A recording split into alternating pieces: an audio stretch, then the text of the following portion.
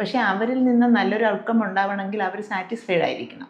അവർ satisfied ആകാൻ വേണ്ടിയിട്ട് അവരുടെ ശമ്പളം നല്ലതായിരിക്കണം.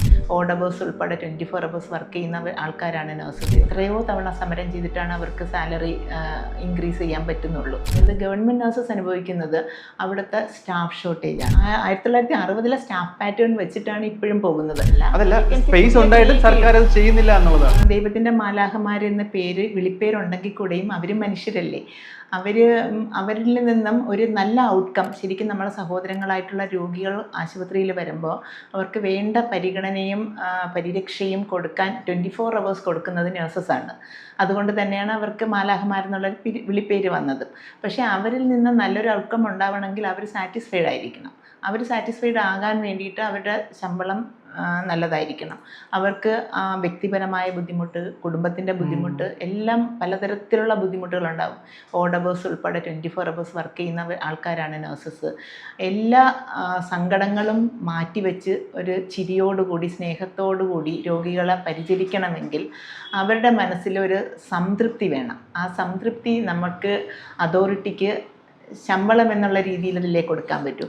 അത് ആ സംതൃപ്തി ഇല്ലെങ്കിൽ പിന്നെ എങ്ങനെയാണ് ഒരു നല്ല ഔട്ട്കം ഉണ്ടാകുന്നത്? അപ്പോൾ പ്രൈവറ്റ് നഴ്സസ് സമരം ചെയ്ത് എത്രയോ തവണ സമരം ചെയ്തിട്ടാണ് അവർക്ക് സാലറി ഇൻക്രീസ് ചെയ്യാൻ പറ്റുന്നുള്ളൂ. അതും വളരെ കഷ്ടപ്പെട്ട് ആണ് കിട്ടുന്നത്. അപ്പം ഗവൺമെൻറ് സെക്ടറിൽ ജോലി ചെയ്യുന്ന എൻ്റെ ഒരു അഭിപ്രായം വെച്ചിട്ട് നമ്മുടെ സാലറി തൽക്കാലം നല്ല സാലറി തന്നെയാണ്. പക്ഷേ ഞങ്ങൾ അനുഭവിക്കുന്നത്, അതായത് ഗവൺമെൻറ് നഴ്സസ് അനുഭവിക്കുന്നത് അവിടുത്തെ സ്റ്റാഫ് ഷോർട്ടേജാണ്. ശരിക്കും സ്റ്റാഫ് ഷോർട്ടേജ് എന്ന് പറയുമ്പം 1960 സ്റ്റാഫ് പാറ്റേൺ വെച്ചിട്ടുള്ള സ്റ്റാഫിൻ്റെ നിലവാരം തന്നെയാണ് ഇപ്പോഴും പോകുന്നത്. അല്ല, ഒരു സ്ഥലത്ത് ഈ പ്രൈവറ്റ് ഹോസ്പിറ്റലുകാർ വേതനം കൊടുക്കാതെ നിൽക്കുമ്പോഴും ഇതേ ആൾക്കാർക്ക് ഇവിടെ ഒരു ഓപ്പർച്യൂണിറ്റി കിടപ്പുണ്ട്. ഗവൺമെന്റ് ഹോസ്പിറ്റലിൽ വേക്കൻസീസ് കിടപ്പുണ്ട്.